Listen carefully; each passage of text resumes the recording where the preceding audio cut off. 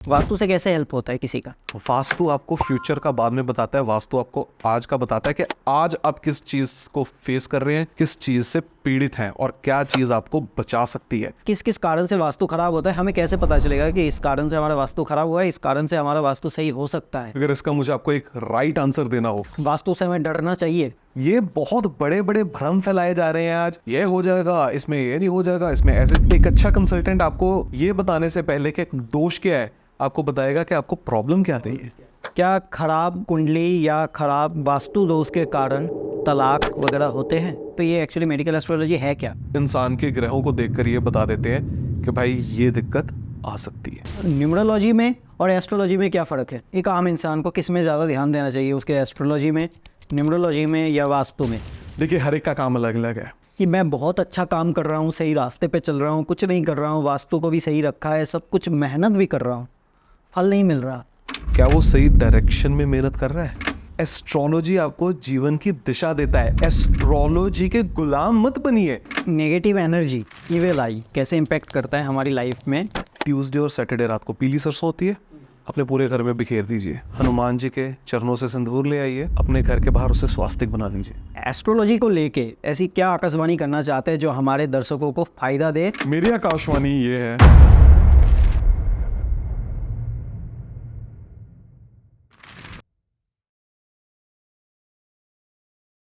Hello दोस्तों, तो आज हमारे साथ हैं शब्द संगारी जी, जो कि एक एस्ट्रोलॉजिस्ट, एक न्यूमरोलॉजिस्ट और एक वास्तु कंसल्टेंट है, जो हमारे साथ इस पॉडकास्ट में पंजाब से आए हैं। तो आज हम उनसे एस्ट्रोलॉजी के बारे में, वास्तु के बारे में बात करने वाले हैं। तो पूछते हैं उनसे। नमस्कार सर। नमस्कार, कैसे हैं आप? बढ़िया। हमारे पॉडकास्ट में आने के लिए आपका बहुत बहुत शुक्रिया। धन्यवाद। तो सर, आप अपने बारे में कुछ बताइए।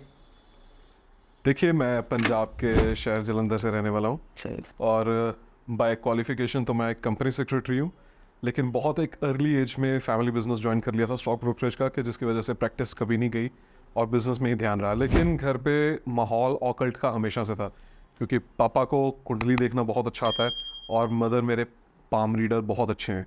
तो जब, और दोनों की नॉलेज के लिए भूख बहुत ज़्यादा है, तो इस बारे में जब घर पे बात छोटे होते से मैं सुनता आ रहा था, तो इसमें मेरा भी इंटरेस्ट जाग गया। काफ़ी देर से मैं इस बारे में पढ़ रहा था, इसके ऊपर अध्ययन कर रहा था, लेकिन प्रोफेशनली मैं इस चीज़ में आया हूँ 5 साल पहले से। और जब मैंने इसको एज प्रोफेशन चूज़ किया, तो टारगेट था कि हाँ, यहाँ से कमाई भी करनी है, क्योंकि जब आप किसी चीज़ को प्रोफेशन बनाते हैं तो आप ऑब्वियसली चाहते हैं कि आपको मॉनेटरी गेन्स भी हो।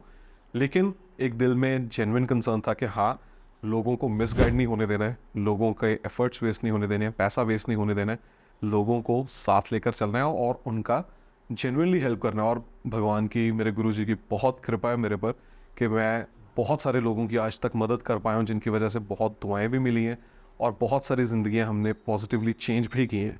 और इसका श्रेय सिर्फ और सिर्फ मेरे माता पिता और गुरुजी को जाता है। मैंने सुना है आप लाइफ कोच भी है, तो ये लाइफ कोच होता क्या है और ये कैसे काम करता है? देखिए, लाइफ कोच अगर बाय डेफिनेशन जाएं, कोच है कोई भी जो आपको किसी चीज़ के बारे में गाइडेंस देता है, और लाइफ कोच का मतलब है जो आपको ज़िंदगी के बारे में गाइडेंस देता है कि आप क्या गलत कर रहे हैं, क्या सही कर रहे हैं। एस्ट्रोलॉजी को लाइफ कोचिंग से जोड़ने का मतलब क्या है? आप जब किसी की कुंडली देखते हैं, आपको पता चल जाता है कि ये इंसान में क्या वीकनेसेस हैं और क्या स्ट्रेंथ्स हैं, किस चीज़ से इसको बच के रहना चाहिए और कहाँ पे इसके लिए अपॉर्चुनिटीज़ हैं। ऐसे केस में जब आप एक इंसान को बता देते हैं कि भाई तेरे ये स्ट्रेंथ्स हैं, ये तेरे वीकनेसेस हैं, यहाँ पे तेरे को अपॉर्चुनिटीज़ आएंगे और यहाँ पे तेरे को थ्रेट्स आएंगे, जब वो इंसान अपने बारे में पूरी तरह जान लेता है, तो वहाँ से हमारी लाइफ कोचिंग का काम सक्सेसफुल हो जाता है, क्योंकि उसके बाद उसको किसी मेंटर की, बिजनेस गुरु की या किसी और की ज़रूरत नहीं होती। वो फिर अपने आप को निखारने का काम खुद करता है, अपनी स्ट्रेंथ्स को और मजबूत बनाकर और अपनी कमज़ोरियों को मिटाकर। तो सर, ये लाइफ कोच से मतलब अपने पर्सनल लाइफ में और करियर में या बिजनेस में कैसे सुधार किया जा सकता है? देखिए, लाइफ कोचिंग से मैंने आपको जैसे पहले बताया, जब हम लाइफ कोचिंग और एस्ट्रोलॉजी को कंबाइन कर देते हैं, तो कोई अगर हमारे पास मान लीजिए यंग प्रोफेशनल आ रहा है या कोई स्टूडेंट आ रहा है जिसने अपने करियर की शुरुआत की है, 12th पास आउट किया है या 10th पास आउट किया, और उससे चूज़ करना है कि मैं कौन सा आगे, मैं साइंसेस में जाऊँ या मैं कॉमर्स में जाऊँ या मैं आर्ट्स में जाऊँ, तो वहाँ पे जब एक स्टूडेंट आता है हमारे पास, तो हम उसकी कुंडली देखकर उसे ये बता सकते हैं कि भाई तू इस फील्ड में बहुत अच्छा रहेगा, तेरा माइंड और तेरा सक्सेस और तेरा लक इस डायरेक्शन में बहुत अच्छा चलेगा। अब मान लीजिए कोई इंसान है जिसकी कुंडली में साफ साफ लिखा हो कि ये सर्जन बहुत अच्छा बन सकता है, लेकिन वो इंसान कहे कि नहीं मुझे तो लिटरेचर पढ़ना है, तो वो अपनी ज़िंदगी में आगे चलकर कहीं ना कहीं फ्रस्ट्रेट ही होगा, वो सफोकेट ही होगा अपनी ज़िंदगी में। और जब लोग इस अपनी स्ट्रेंथ्स को समझ लेते हैं और उन हमारी बात पर अमल करके उन चीज़ों को अपने जीवन में उतार लेते हैं और उन पर काम करना शुरू कर देते हैं, तो वो देखते हैं कि कुछ ही देर में उन्हें लाइफ का और अपने करियर में सक्सेस मिलनी शुरू हो जाती है। मैं अगर मतलब कॉमन वर्ड में अगर आपको बोलूं कि आप एक गाइडेंस देते हैं लेकिन एस्ट्रोलॉजी को ध्यान में रखते हाँ जी। हुए। ओके सर, और एक चीज़ मुझे ये पूछना था कि आप वास्तु कंसल्टेंट हैं, तो वास्तु से कैसे हेल्प होता है किसी का? देखिए 3 ब्रांचेस हैं ऑकल्ट की, एस्ट्रोलॉजी, न्यूमरोलॉजी और वास्तु कंसल्टेंसी। ब्रांचेस और भी हैं लेकिन ये मेन ब्रांचेस हैं जिनको हम पकड़कर चलते हैं। जड़ सबकी एक है, जो उनका तना है वो क्या है? हमारे ग्रह, हमारा ब्रह्मांड, जो कुछ हमारे पास आ रहा है, जो कुछ हमारी ज़िंदगी में घटित हो रहा है, हमारे आसपास घटित हो रहा है, वो ब्रह्मांड में जो प्लैनेट्स बैठे हैं, जो ग्रह बैठे हैं, उनकी वजह से ही हो रहा है। अब वही ग्रह एस्ट्रोलॉजी में अपना रोल अदा करते हैं, वही ग्रह न्यूमरोलॉजी में अपना रोल अदा करते हैं और वही ग्रह वास्तु में ही अपना रोल अदा करते हैं। कुंडली से या न्यूमरोलॉजी से हम ज़्यादातर, जो आज तक आपने भी देखा होगा, अगर आपने कोई पॉडकास्ट देखा हो, कोई आपने किसी एस्ट्रोलॉजर का सेशन देखा हो, तो आपने एक चीज़ देखी होगी कि लोग बताते हैं कि आपके आने वाले टाइम में ये हो सकता है, आपके आने वाले टाइम में वो हो सकता है। लेकिन वास्तु एक ऐसी साइंस है कि आप किसी जगह पर जाते हैं, आपने वहाँ पर जाकर देखा, आपने डायरेक्शन समझी, आपने पूरा प्लॉट को स्टडी किया या घर को स्टडी किया, एस्टेब्लिशमेंट को स्टडी किया, तो आपको पता चलता है यहाँ पे ये प्रॉब्लम होगी। फॉर एग्जाम्पल, हम आज लाइफ में फर्स्ट टाइम मिले हैं। जी जी जी। इससे पहले हमने एक ही हफ्ते पहले हमारी बात हुई थी और हमारा 2-3 बार हमारी फ़ोन पे बात हुई है, राइट? मुझे आपके बारे में कुछ नहीं पता था, आपको मेरे बारे में कुछ नहीं पता था। लेकिन जब मैं आपके इस एस्टेब्लिशमेंट में आया, मैंने 3-4 चीज़ें देखी और मैंने आपको फटाक से 3-4 क्वेश्चंस पूछे और अपने ऑब्जर्वेशंस दिए। आप बताइए कितने सही थे? 100%। यही काम होता है वास्तु का। वास्तु आपको फ्यूचर का बाद में बताता है, वास्तु आपको आज का बताता है कि आज आप किस चीज़ को फेस कर रहे हैं, किस चीज़ से पीड़ित हैं और क्या चीज़ आपको बचा सकती है। ये है वास्तु।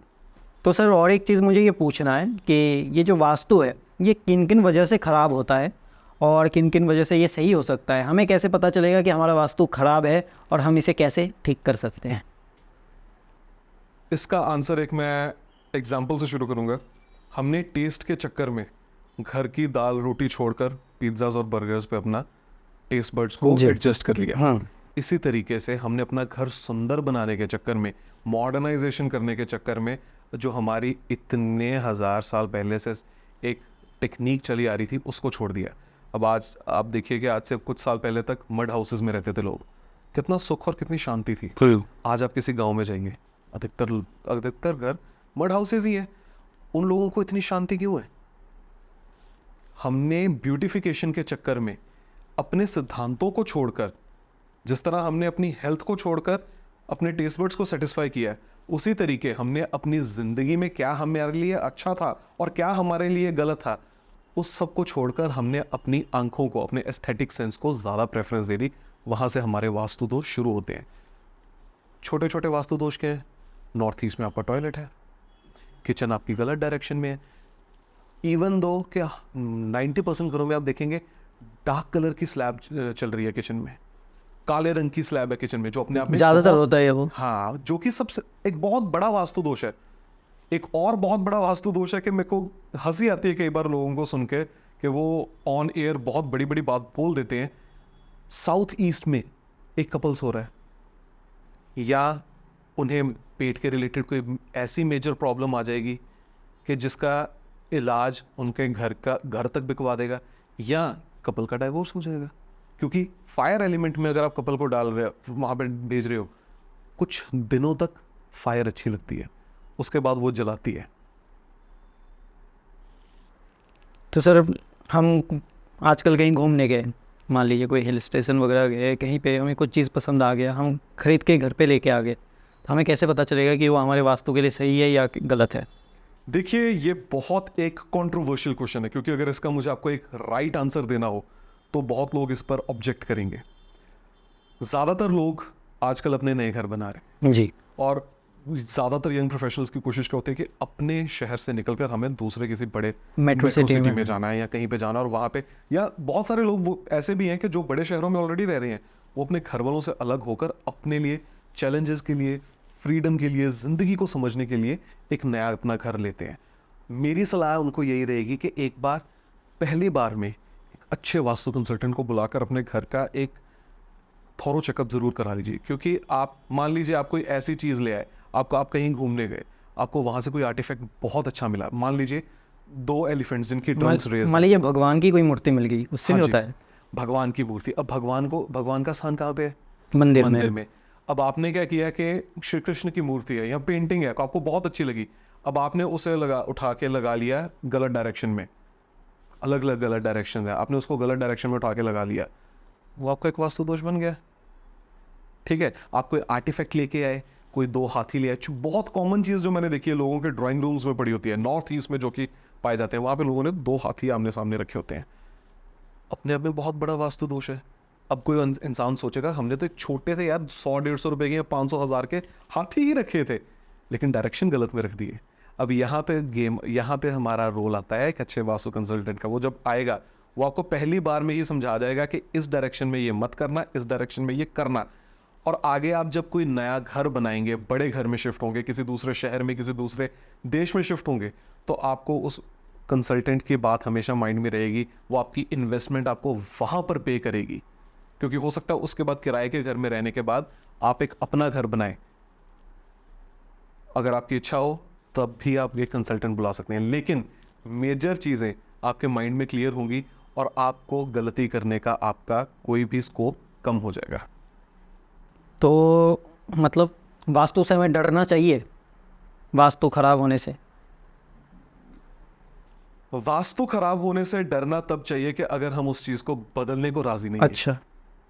अब एक इंसान है, वो अपने पॉकेट में हैंड ग्रेनेड की पिन निकाल के घूमता फिर रहा है, कभी दीवार में, इस दीवार में बज रहा है, कभी ज़मीन पे गिर रहा है, कभी कुछ कर रहा है। उसको 100 लोग कहेंगे भाई अगर हैंड ग्रेनेड है इसको कहीं दूर फेंक दे। मतलब अपने आप से जो चीज़ तेरी जान ले सकती है, जो चीज़ तेरे को ख़राब कर सकती है, उसको अपने सिस्टम से अलग कर दे। वो कहता है नहीं मुझे नहीं करना है, लेकिन उसको मौत से भी डर लग रहा है, तो उसको दोनों में से एक चीज़ छोड़नी पड़ेगी, या तो बॉम्ब छोड़ना पड़ेगा या वो डर छोड़ना पड़ेगा। अगर आपके घर में दोष है, आप चेंज ही नहीं करना चाहते हैं, तो फिर ऊपर वाला मालिक है। अगर आपके घर में दोष है, आप एक अच्छे कंसल्टेंट को बुला लेते हैं, आप एक थॉरो एनालिसिस करवा लेते हैं, तो कोई डरने की बात नहीं है। ये बहुत बड़े बड़े भ्रम फैलाए जा रहे हैं आज, ये हो जाएगा, इसमें ये नहीं हो जाएगा, इसमें ऐसे, वो ऐसा लगता है कि कोई कंसल्टेंट या कोई ऑकल्ट साइंटिस्ट कम, कोई तांत्रिक ज़्यादा है, ऐसे नहीं करोगे तो ऐसा हो जाएगा, ऐसा नहीं करोगे तो ऐसा हो जाएगा, 2 मंत्र पढ़ोगे सब कुछ सही हो जाएगा। हाँ, लेकिन मंत्र क्यों? मंत्र के पीछे की विधि क्या है? मंत्र के पीछे का रीज़न क्या है? आपसे मैंने बात किया था, आपने एक बोला था एक मंत्र होता है, एक तंत्र होता है। जी, तो इसमें मतलब क्या, इसका मतलब क्या होता है? देखिए, हम इंसान बने थे भगवान की इच्छा से चलने को। जब हम कोई चीज़ अपनी इच्छा या अपने भाग्य से विरुद्ध जाकर लड़कर पाना चाहते हैं, तो हम कई बार मंत्रों का साथ लेते हैं। अब मंत्र गलत नहीं है, क्योंकि मंत्र भगवान की आराधना में भी इस्तेमाल होते हैं। कोई इंसान जो अपनी ज़िंदगी को स्केल अप करना चाहता है और बेटर होना चाहता है, तो वो मंत्रों का जाप करेगा। लेकिन कई बार क्या होता है कि कोई इंसान चाहता है कि उसकी इंटेंशन ही कोई इतनी गलत होती है कि उसको अब तंत्र की तरफ चला जाता है। उसको पता है कि मैं सीधा करूंगा तो भगवान तो ये करने वाले, मैं तंत्र के ऊपर चलूं, और वो चीज़ उस पर बैकफायर जब करेगी तो जो एग्जिस्टिंग चीज़ है हाथ में वो भी फटके हो जाएगी, वो भी उसके हाथ से जाएगा, फिर उसके पास कुछ नहीं रहेगा। इसलिए मंत्रों का साथ लेना बहुत अच्छा है, तंत्र का साथ लेना बहुत खतरनाक है। तो सर वास्तु से हम अपना पर्सनल लाइफ और बिजनेस वगैरह पे भी ठीक कर सकते हैं मतलब? जी और बिल्कुल, उस पर इफेक्ट भी पड़ता है खराब वास्तु के वजह से? 100%, किसी का बिजनेस भी खराब हो सकता है? 100%। ओके। आपको मैं छोटी सी एग्जांपल देता हूँ। किसी का कैफ़े, हम कहीं गए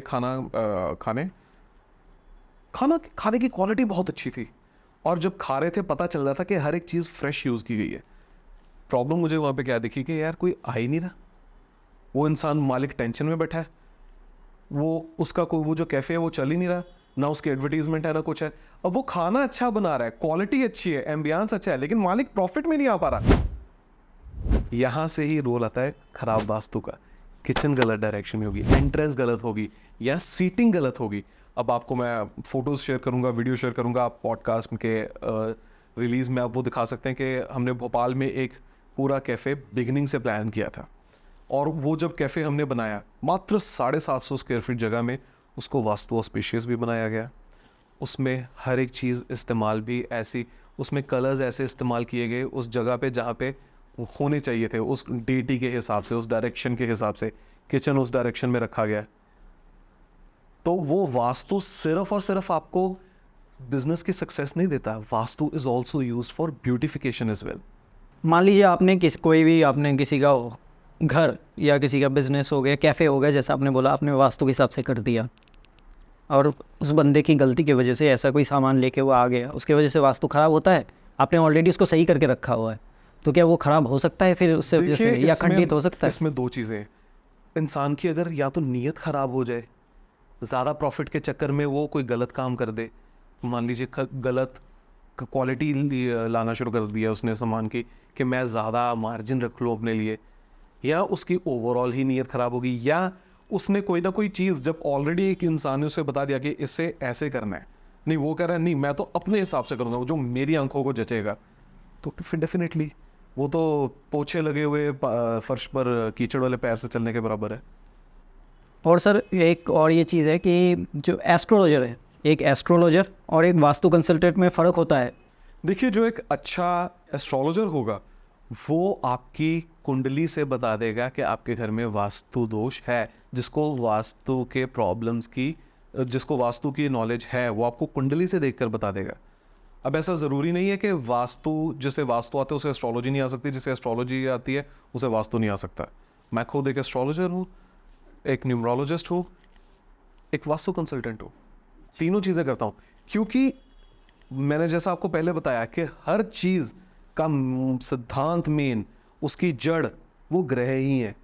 सब कुछ करवाते वो ग्रह ही हैं, कुंडली में भी, वास्तु में भी, और अंक ज्योतिष जिसको कि न्यूमरोलॉजी बोलते हैं उसमें भी वही चीज़, वही ग्रह उस इंसान से सब कुछ करवाते हैं।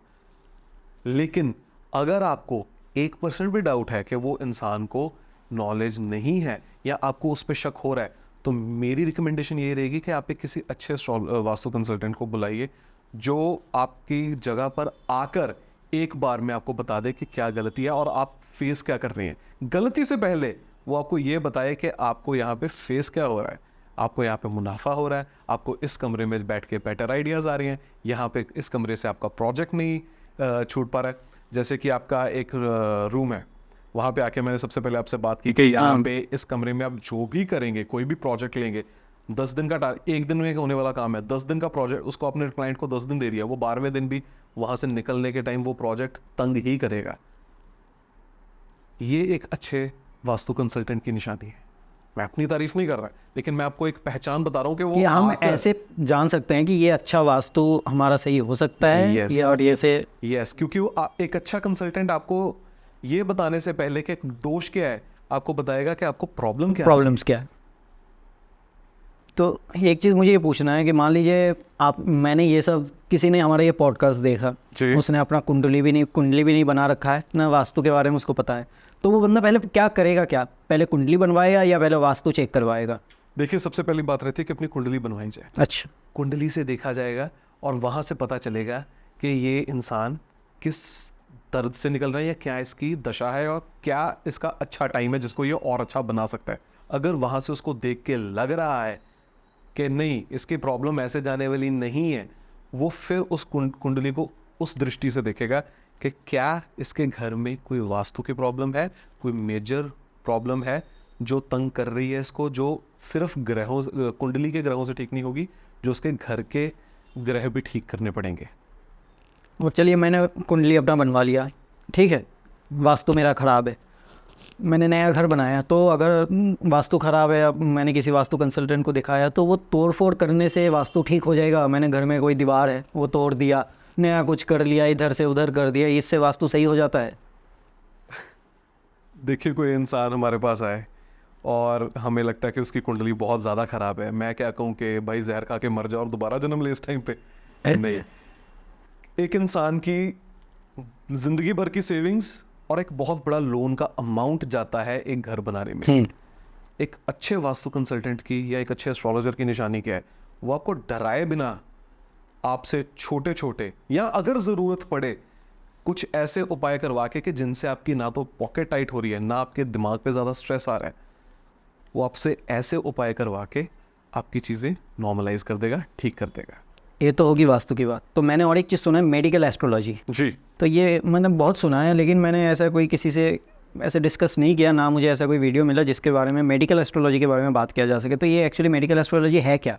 मेडिकल एस्ट्रोलॉजी एस्ट्रोलॉजी की वो ब्रांच है जहाँ से हम बेसिकली देखते हैं कि इंसान की हेल्थ कैसी रहेगी। या कोई बच्चा पैदा होता है तो हम सबसे पहले देखते हैं, माँ बाप पूछते हैं कि इसकी दीर्घायु होगी, ये अच्छी ज़िंदगी में अच्छा रहेगा। दीर्घायु कैसे होगी? जब वो स्वस्थ रहेगा। तो एक छोटे छोटे बच्चे की तो रेखाएं भी नहीं बनती, तो वो फिर कैसे पता चले? रेखाओं की बात ही नहीं कर रहे हम बात कर रहे हैं उसकी कुंडली की। ओके। एक ठीक टाइम पे पैदा हुआ है बच्चा, जो एक टाइम पे जो उसके हमने कुंडली बनाई देखी, वहाँ से हमें पता चल जाएगा। आपको मैं अपना एक पर्सनल एग्जांपल देता हूँ। मेरी बेटी पैदा हुई, वो लॉकडाउन के टाइम पे पैदा हुई थी, और वहाँ से हमें इसकी जब वहाँ पे हमने कुंडली देखी, मैंने और मेरे फादर ने, हमें पता चल गया था कि इसको कोई ना कोई प्रॉब्लम रहने वाला, कोई दिक्कत होगी, इसकी कोई ना कोई कोई बात हो सकती है और सर्जरी तक भी बात आ सकती है। ओके। और ऐसा ही हुआ। चाहे उसको मेडिकल नेग्लिजेंस कह लीजिए, चाहे उसको ग्रहों का दोष कह लीजिए। मैं ना डॉक्टर के दोष दूंगा, ना मैं ग्रहों को दोष दूंगा। मैं ये कहूँगा कि उस समय का एस्ट्रल क्लाइमेट ऐसा था कि उसका एक हार्ट का वॉल्व ओपन रह गया, जिसकी वजह से उसकी जब 1 साल की थी तो उसका हार्ट का हमें ट्रीटमेंट कराना पड़ा। तो इसी तरह से हम किसी इंसान को ये बता सकते हैं कि भाई तेरे पेट में दिक्कत आ सकती है तो ज़्यादा मसाले वाला खाना मत खाना। तेरे दिमाग में कह रहा हूँ, सॉरी, तेरे नर्व्स में प्रॉब्लम आ सकती है, तेरे हड्डियों में प्रॉब्लम आ सकती है। वो सब हमें कुंडली से देख कर एक ज्ञान हो जाता है। किसी इंसान की आंखें वीक रह सकती हैं, उस इंसान को पहले बताया जा सकता है कि आप इस तरह का खाना, विटामिन ए जो जिस चीज़ में भरपूर हो, वो खाना खाना शुरू कीजिए। आप दूध ज़्यादा पीना शुरू कीजिए, आपकी हड्डियों में दिक्कत आ सकती है। या ट्रांजिट में या किसी दशा में हमें ऐसा लग रहा है कि ऐसा योग बन रहा है कि इसकी नी रिप्लेसमेंट हो सकती है, इसकी हड्डियों का ऑपरेशन हो सकता है, इसको प्लास्टर लग सकता है। एक बहुत रिसेंट एग्जाम्पल है, मैंने एक माँ जी हैं जिन्हें मैंने कहा था कि माता जी थोड़ा सा ध्यान से रहिएगा कि चोट वगैरह लग सकती है। जिस दिन हमारी बात हुई 1 हफ्ते बाद ही वो सीढ़ी से गिर गए, एक सीढ़ी से गिरे और पैर में से 2 जगह से हड्डी बाहर आ गई, एक सीढ़ी से गिरने से। वो this is the branch of astrology what we call medical astrology. तो ये मेडिकल एस्ट्रोलॉजी जो है और मेडिकल साइंस, जी, इन दोनों में अंतर क्या है? मेडिकल एस्ट्रोलॉजी से हम एक इंसान के ग्रहों को देखकर ये बता देते हैं कि भाई ये दिक्कत आ सकती है। ओके। आपको नर्व्स के रिलेटेड इशू हो सकता है, आई साइट कमज़ोर रह सकती है, आपके गला ज़्यादा ख़राब रह सकता है, ब्लड रिलेटेड इन्फेक्शंस हो सकते हैं। और मेडिकल साइंस क्या है? मेडिकल साइंस उस चीज़ को ट्रीट करता है। तो मेडिकल एस्ट्रोलॉजी से हम किसी बीमारी के बारे में पता लगा सकते हैं? बिल्कुल, हमारा काम ही वही है कि सबसे पहले जब हम किसी छोटे बच्चे को देखेंगे तो हमारा ये देखना रहेगा कि इसे किस चीज़ों से बचा कर रखना है, कि जो चीज़ें इसको तंग ना करें। तो हमने मेडिकल एस्ट्रोलॉजी के बारे में जान लिया आपसे। एक मैंने सुना है कॉर्पोरेट एस्ट्रोलॉजी, तो आजकल कोई इसके बारे में बात नहीं करता। मैंने मतलब ये कैसे हेल्प करता है लोगों को? क्योंकि आजकल हर कोई कॉन्वेलेक्सा बोल दो, ये कर दो, वो मंत्र पढ़ लो, ये नंबर लिख लो, ऐसे कर लो, वैसे कर लो, ऐसे आपका सब कुछ ठीक हो जाएगा, आपका बिजनेस चलने लगेगा। लेकिन एक्चुअल इन सब के पीछे एक चीज़ काम करता है, वो होता है कॉर्पोरेट एस्ट्रोलॉजी। वो कैसे काम करता है? किसी जो बड़े बड़े बिजनेस है वो भी क्या कॉर्पोरेट एस्ट्रोलॉजी का सहारा लेते हैं अपना कंपनी का नाम रखने के लिए, या कोई नया कंपनी खोल रहे हैं तो लॉन्च डेट वगैरह के लिए भी ये चीज़ हेल्प करता है क्या एस्ट्रोलॉजिस्ट में? Absolutely yes. देखिए, जो मैं नहीं कहूँगा कि कोई किसी चीज़ पे क्या बोलता है कि ये स्विच वर्ड है, ये स्विच कोड है, मैं नहीं बोलूँगा। क्या उसकी कोई बैकिंग है? क्या पता, मैं नहीं कहता, मैं उस चीज़ पे कमेंट ही नहीं करता। लेकिन कॉर्पोरेट एस्ट्रोलॉजी एक ऐसी चीज़ है जिसकी एक फुल प्रूफ बैकिंग है। हर चीज़ के पीछे ग्रहों का काम है। कॉर्पोरेट एस्ट्रोलॉजी अगेन तीनों चीज़ों को कंसल्ट करता है, एस्ट्रोलॉजी, न्यूमरोलॉजी एंड वास्तु। एक बड़ी कंपनी कोई फैक्ट्री बना रही है, कुछ बना रही है, सबसे पहले उसको वास्तु ऑस्पिशियस बनाएंगे। उसके बाद आजकल एक नई चीज़ ट्रेंड शुरू हुआ है जो शायद मार्केट में बहुत ज़्यादा ओपन नहीं है, लेकिन हमारे क्लाइंट्स हमसे मेरे से काफ़ी 1-1.5 साल से इस चीज़ की कंसल्टेशंस ले रहे हैं।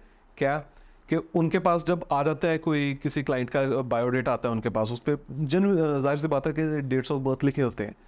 वो डेट्स ऑफ बर्थ हमें भेजते हैं कि आप बताइए कि ये हमारे पास इतनी पोजीशंस हैं ओपन, इस फील्ड में ओपन है, आप हमें बताइए कि ये इंसान कौन से डिपार्टमेंट में ठीक रहेगा। क्या ये सेल्स में अच्छा रहेगा, क्या ये आईटी में अच्छा रहेगा, क्या ये एचआर में अच्छा रहेगा, किस चीज़ में ये इंसान अच्छा रहेगा। और लॉन्च डेट्स की आपने बात की, लॉन्च डेट्स को तो कोई इग्नोर करता ही नहीं है। सबसे पहले इसमें देखा जाता है पंचांग, कि जिस दिन आप उसको लॉन्च कर रहे हैं, जिस दिन आप कोई चीज़ आगे ला रहे हैं, क्या उस दिन मुहूर्त ठीक है, क्या उस दिन तिथि शुभ है। तो इसके बिना तो कोई चलता ही नहीं है। एंड हमें लगता है कि इंडियन बिजनेसमैन जो बहुत बड़े बड़े हैं, जिनका हमें पता है कि वो लोग इस चीज़ को फॉलो करते हैं, इंडिया के लोग फॉलो करेंगे क्योंकि इंडिया की साइंस है। बट क्या आपको पता है कि ह्यूलेट एंड पैकर्ड, HP, जिनके कंप्यूटर्स और लैपटॉप्स, प्रिंटर्स बहुत आते हैं, इनके ओनर्स ने भी शुरू से इंडिया से एस्ट्रोलॉजी को कंसल्ट किया। वॉल्ट डिज्नी, जिसने डिज्नीलैंड, पता नहीं, I don't have a clear number कि कितने साल पहले बना लिया, बहुत वॉल्ट डिज्नी प्रोडक्शंस कितने साल पहले उन्होंने बना दिया। He worked with astrology, he worked with vastu. वो देखिए बनाया उन्होंने कब, और उनके जाने के बाद भी कब तक वो चल रहा है। डिज्नीलैंड आज दिन तक चल रहे हैं। क्या खराब कुंडली या खराब वास्तु दोष के कारण तलाक वगैरह होते हैं? Absolutely yes, absolutely yes. इससे कैसे बचा जाए? देखिए सबसे पहले तो आजकल एक ट्रेंड ऐसा चल पड़ा है कि लोग, आजकल की जनरेशन इस चीज़ को फॉलो ही नहीं करती है। अब यहाँ पे भी तीनों चीज़ें चलती हैं, एस्ट्रोलॉजी, न्यूमरोलॉजी एंड वास्तु। कई बार लोग सिर्फ एक शारीरिक सुंदरता, बाहरी सुंदरता को देखकर एक दूसरे की तरफ अट्रैक्ट हो जाते हैं। यहाँ एक बहुत बड़ा चीज़ चल रही है, योर वाइब, हमारी वाइब कनेक्ट करती है इसके साथ। सिचुएशनशिप भी आजकल, हाँ, सिचुएशनशिप्स जैसी चीज़ें चल रही हैं। वो सिचुएशनशिप तक क्यों आती हैं? क्योंकि हम एक टेम्परेरी चीज़ को देखकर आगे चल जाते हैं। हम कभी इतनी ज़हमत नहीं करते कि हाँ हम आगे चल के देख लें, किसी से पूछ लें क्या हम दोनों कंपेटेबल भी हैं। तो मान लीजिए कोई दो दोस्त बन गए, लड़के लड़के भी होते हैं आजकल के, बिजनेस पार्टनर बन गए, हाँ जी। या कोई गर्लफ्रेंड बॉयफ्रेंड हो गया, या वो गर्लफ्रेंड बॉयफ्रेंड बनने से पहले या जीवन साथी बनने से पहले साथ में रह रहे हैं, तो उनको क्या पहले दिन से ही वो अपना भाग्य देख के बात करना चाहिए, वास्तु देख के बात करना चाहिए? ऐसा तो नहीं हो सकता। देखिए वास्तु की बात बाद में आती है। यहाँ पे पहली बात है कि हम हमेशा, हमारे बुजुर्गों ने कहा है कि लंबा सोच के चलो, आगे का सोच के चलो। आप आज का दिन देखकर मूव इन कर गए रिलेशन में, भगवान ना करे वो 1 साल बाद, 2 साल बाद, 10 साल बाद ना चला, वो टूट गया, तो दोस्ती भी गई। मन को समझाया जा सकता है कि हाँ शायद हम एक दूसरे के साथ कंपेटेबल नहीं थे, इसलिए हम इस चीज़ को आगे नहीं लेके जा रहे, रोक देते हैं, एक दोस्ती तक तो सीमित रखें। लेकिन क्या ये बहुत अच्छी बात है कि हम परवाह किए बिना आगे निकल पड़े और बाद में जाके पता चला जी कि यहाँ पे तो कुछ बनना ही नहीं था। अब यहाँ पे जब हम वास्तु की बात करते हैं, जब दोनों लोगों की कंपैटिबिलिटी है, या अगर कंपैटिबिलिटी में इशू है, तो उसको क्या उपाय से सॉल्व किया जा सकता है। और जब हमने वो इशू सॉल्व कर लिया, तो फिर एक देखना चाहिए कि हमने कोई, जब शादी में जा रहे हैं, किसी चीज़ में जा रहे हैं, आगे रिलेशनशिप को नेक्स्ट स्टेप पर लेके जा रहे हैं, तो फिर देख लेना चाहिए कि हाँ के घर पे प्रॉब्लम तो नहीं है, और कुंडली अच्छी मैच कर रही है, सब कुछ अच्छा मैच कर रहा है, घर में आया तो अगले दिन से महाभारत शुरू। नहीं, मान लीजिए मैं किसी नए लड़के से या किसी लड़की से मिला, तो मैं क्या उससे पहले पूछूं आपका हॉरोस्कोप कैसा है? देखिए सबसे पहली बात ऐसे रहती है कि आप उनको पहले मिलकर जानने में थोड़ा समय बिताएंगे। आप हाँ, सीधा, अगर मान लीजिए आपको कोई बहुत पसंद आ गए हैं, आप उनको सीधा जाके अपने घुटनों पे तो बैठ कर कहेंगे नहीं विल यू मैरी मी। आप कुछ समय उनके साथ बिताएंगे, उनके साथ मूवीज़ पे जाएंगे, लंच पे जाएंगे, कॉफ़ी पे जाएंगे। जाहिर सी बात है कि आप उन्हें पूछ लेते हैं कि अच्छा आप आपका पैदा कब हुए थे आप। वहाँ से अब मान लीजिए कोई टाइम नहीं भी बता रहा है, उसने अपना डेट ऑफ बर्थ ही पूरा बता दिया, तो वहाँ से एक मैचिंग तो पता चल सकती है हमें न्यूमरोलॉजी से कि हाँ कि ये इंसान दो आपस में कंपैटिबल है या नहीं है। आजकल गूगल में भी दिख जाता है कि ये ज़ोडिएक साइन, वो ज़ोडिएक साइन से कैसे पता चलता है? ज़ोडिएक साइन से ज़्यादा मैं नंबर्स पे रिलाई करूँगा। तो ये एक तो है न्यूमरोलॉजी, एक हो गया, एक एस्ट्रोलॉजी हो गया। एस्ट्रोलॉजी में हमें ज़ोडिएक साइंस दिखाए जाते हैं, जैसे मेष राशि, मीन राशि, जेमिनाई, ये सब हो जाता है। एक न्यूमरोलॉजी हो गया जिसमें आजकल चल रहा है बहुत कि आप अगर 6, 15, 24 को पैदा हुए, आप अगर 1, 2, 3 जो भी जिस डेट पे पैदा हुए तो आपके साथ ये हो सकता है। तो न्यूमरोलॉजी में और एस्ट्रोलॉजी में क्या फ़र्क है? न्यूमरोलॉजी एक वो ब्रांच है एस्ट्रोलॉजी का जो सिर्फ आपके नंबर्स को देख के बताता है, एक्यूरेट होता है। एक अच्छा न्यूमरोलॉजिस्ट आपको बहुत कुछ बता सकता है, लेकिन एस्ट्रोलॉजी उससे कुछ 4-5 कदम या मे भी 100 कदम आगे जाके आपको बताता है। वो आपको एक इंसान पूरी तरह खोल के सामने आपके रख देता है कि ये इंसान कैसा है, इसका समय कैसा है, इसका आगे चल के समय कैसा रहने वाला है, इसकी मैरिड लाइफ कैसी रहने वाली है, इसका करियर कैसा रहने वाला है। अब 11 तारीख को एक बहुत बड़ा सुपरस्टार भी पैदा हुआ हो सकता है, 11 ही तारीख को एक रिक्शा वाला भी पैदा हुआ हो और सकता है। उनके दोनों के मतलब एस्ट्रोलॉजी के हिसाब से राशि अलग भी हो सकती है, राशि अलग भी लेकिन हो सकती है, नंबर सेम हो सकते नंबर सेम हो सकते हैं। अब अगर एस्ट्रोलॉजी की बात की जाए तो वहाँ से उनके प्रलब्ध कर्म भी कुछ होंगे। हैं। जिस जगह पे वो पैदा हुए, मान लीजिए एक ही टाइम पे एक ही जगह पे दो अलग अलग दो थोड़ा सा डिस्टेंट प्लेसेस पे दो लोग पैदा हुए, लगभग सब चीज़ें सेम है, सब कोई डिफरेंस नहीं है, लेकिन वहाँ पे एक डिफरेंस पैदा होता है कि आप कौन से प्रलब्ध कर्म लेके आए हैं, जो आपके पिछले कर्म, जो पिछले जन्मों के कर्म आपको फल देने वाले हैं, और आप उन्हीं के वजह से आप एक घर में जाएंगे।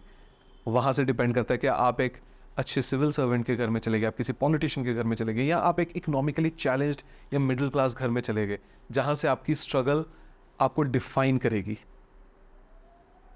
तो एक आम इंसान को किस में ज़्यादा ध्यान देना चाहिए, उसके एस्ट्रोलॉजी में, न्यूमरोलॉजी में या वास्तु में? देखिए, हर एक का काम अलग अलग है। सबसे पहले तो उस इंसान को एस्ट्रोलॉजी पर ध्यान देना चाहिए।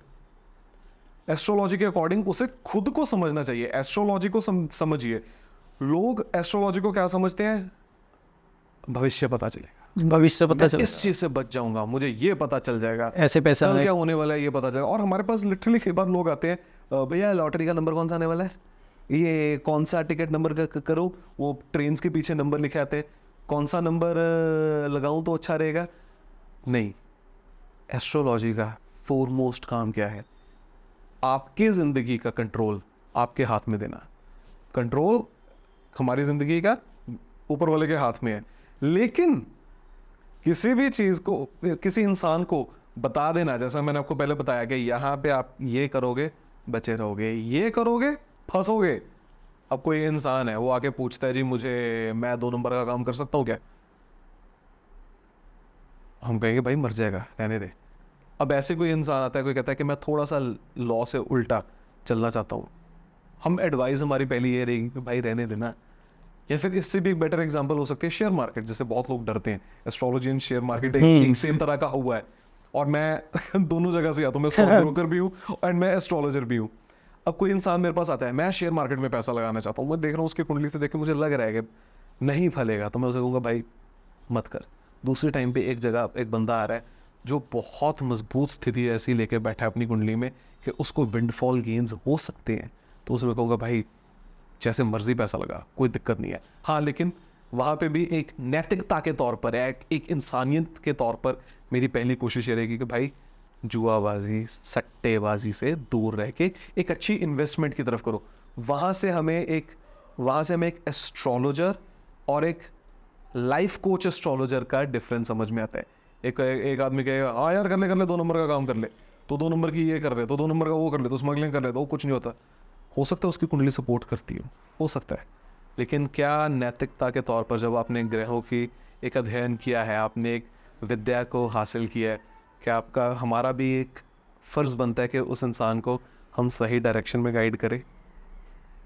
तो ये और एक चीज़ है कि मैं बहुत बार देखता हूँ आजकल सबके मन में ये सवाल है कि मैं बहुत अच्छा काम कर रहा हूँ, सही रास्ते पे चल रहा हूँ, कुछ नहीं कर रहा हूँ, वास्तु को भी सही रखा है, सब कुछ मेहनत भी कर रहा हूँ, फल नहीं मिल रहा। वहीं पे एक बंदा 2 नंबरी का काम कर रहा है, ये चीज़ इसको चीट कर रहा है, उसको चीट कर रहा है, वो राजा की तरह जी रहा है, तो उन पे वास्तु का कोई इफेक्ट नहीं पड़ता, उनकी कुंडली ख़राब नहीं होती। सब जो अच्छा कर रहा है उसको ही मतलब सारे दुख क्यों झेलने पड़ते? अब यहाँ पे खेल आता है हमारे कर्मों का। कुछ चीज़ कर्मों के से भी डिफाइन होती है। मतलब हमारे पूर्व जन्म के जो कर्म हैं वो अभी भी हमें इम्पैक्ट दे रहे हैं। वो इम्पैक्ट करते हैं, लेकिन आप इस जन्म के कर्मों से, अपनी पूजा जप तप से उनसे छुटकारा भी पा सकते हैं। अब कोई इंसान, मान लीजिए आपने एक एग्जांपल पूछा कि कोई इंसान बहुत मेहनत कर रहा है, सही डायरेक्शन पे चल रहा है, सब कुछ चल रहा है, क्या वो सही डायरेक्शन में मेहनत कर रहा है जहाँ पे उसे मेहनत करनी चाहिए? क्या वो वहाँ पे मेहनत कर रहा है? अब आज महेंद्र सिंह धोनी मान लीजिए क्रिकेट में ना जाकर टिकट कलेक्टर ही अगर रहता है। वो सोचते कि नहीं मुझे तो गवर्नमेंट जॉब है, मैं तो टीटी बना रहता हूँ, तो ठीक है, क्या ठीक रहता? कंट्री के बहुत बड़े बड़े दिग्गज नेता हैं जिन्होंने अपने जीवन काल में बहुत अच्छे जन कल्याण के काम किए हैं, अगर वो लोग कहते हैं कि नहीं यार मुझे तो अपना हाथ, अब मुझे अपनी किस्मत एस्ट्रोलॉजी अपने फिल्म इंडस्ट्री में अपनानी है, मुझे स्पोर्ट्स में अपनानी है, तो वो ज़िंदगी के किस पड़ाव पे होते? सबसे पहले ये भी देखना ज़रूरी है कि क्या वो गलत डायरेक्शन में मेहनत करने की वजह से सक्सेसफुल नहीं हो पा रहा है, या उसके ग्रहों की दशा ऐसी है कि जिसकी वजह से वो सक्सेसफुल नहीं हो पा रहा है, जिससे कि हम काफ़ी हद तक निवारण पा लेते हैं। और दूसरी बात जो आपने क्वेश्चन पूछा कि कोई 2 नंबर का काम कर रहा है, कुछ कर रहा है, ऊपर वाला सब देखता है।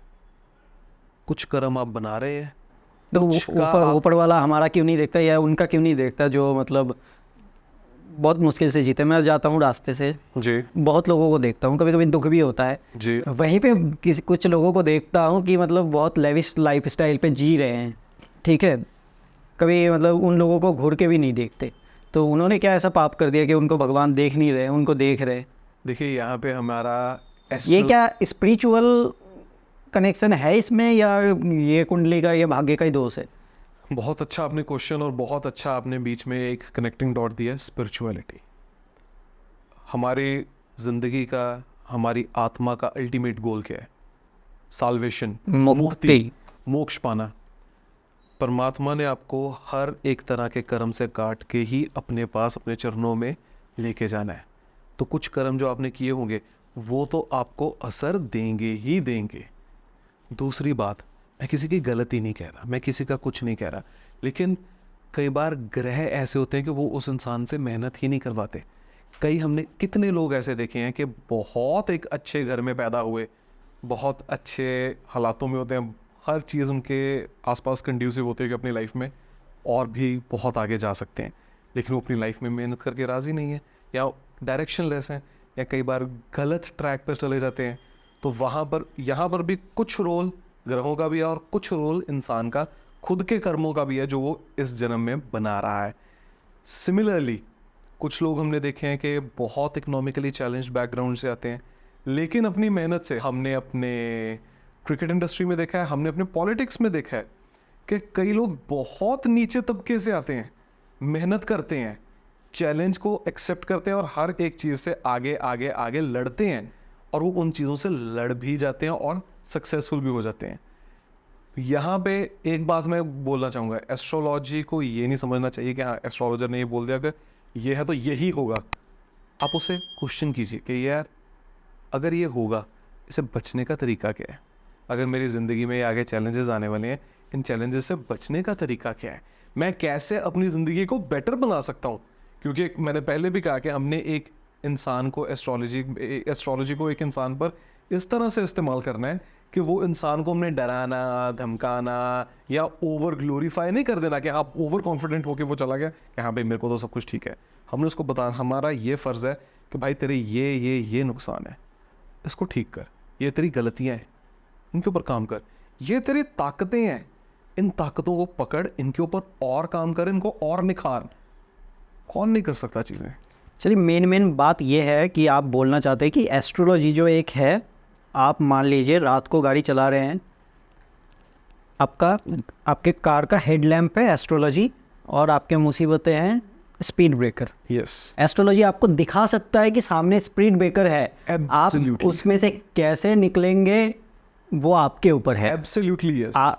एस्ट्रोलॉजी आपका गाड़ी नहीं चला रहा, गाड़ी गाड़ी आपका आप जीवन है। मतलब मेन बात ये है। गाड़ी आप चला रहे हैं, आप अब चला रहे हैं। इसको अगर देखा जाए, पुराने टाइम की बात करते हैं, कुछ 500-600 साल, 1000 साल पहले राजे महाराजे थे, जी, उनको एस्ट्रोलॉजर्स की क्या ज़रूरत थी? बेशुमार धन दौलत थी, ऐशो आराम था, सब कुछ था, उनको एस्ट्रोलॉजर की क्या ज़रूरत थी? पुराने टाइम में एस्ट्रोलॉजी बना हुआ है। बहुत साल पहले से हमारे, जहाँ पे हमें सोच भी हमारी जहाँ पे जाके ख़त्म हो जाती है, उससे परे जाती है ये चीज़। उनको एस्ट्रोलॉजर्स की ज़रूरत, उनको ज्योतिषी की क्या है, राज ज्योतिषी राज पुरोहित की क्या ज़रूरत थी? वो बताते थे महाराज ये समय ठीक नहीं है, किसी युद्ध में ना जाओ, अगर युद्ध सामने से कोई ताकतवर सेना आ रही है, कोई भी सेना आ रही है, फंसा सकती है, मर सकते हो। कोई युद्ध आ रहा है, कोई राजा सोच रहा है, सोच विचार में पड़ रहा है, डर रहा है, तो राजपुरोहित कई बार उनको ये भी बता देते महाराज हनुमान जी को स्मरण कीजिए, हनुमान जी का याद कीजिए, गणेश जी का नाम लीजिए, हर हर महादेव का जय घोष करके उतर जाइए रणभूमि में, नहीं हारेंगे। एस्ट्रोलॉजी आपको जीवन की दिशा देता है, एस्ट्रोलॉजी के गुलाम मत बनिए। ज़्यादातर लोग क्या करते हैं कि एस्ट्रोलॉजी से आपको एस्ट्रोलॉजी का गुलाम बनाने की कोशिश करते हैं। एस्ट्रोलॉजी आपके हाथ की एक तलवार है, अब उसको आपने आगे से पकड़ना है या उसकी मुट्ठ से पकड़ना है, ये आप पे डिपेंड करता है। इससे एक मेरा कनेक्टिंग क्वेश्चन ये है कि नेगेटिव एनर्जी या इविल आई कैसे इम्पेक्ट करता है हमारी लाइफ में, और इसका हमारे भाग्य में कैसा इम्पैक्ट आता है? देखिए, हर तरह के लोग हर तरह के इंसान के आसपास हैं। कुछ लोग अब आज आप मेहनत कर रहे हैं, मैं मेहनत कर रहा हूँ, कुछ लोग जेन्युइनली ऐसे होंगे, हमें मिलाने वाले लोग ऐसे हैं कि जो चाहते थे आपका भी भला हो जाए, मेरा भी भला हो जाए, तो उन्होंने हमारी मदद की।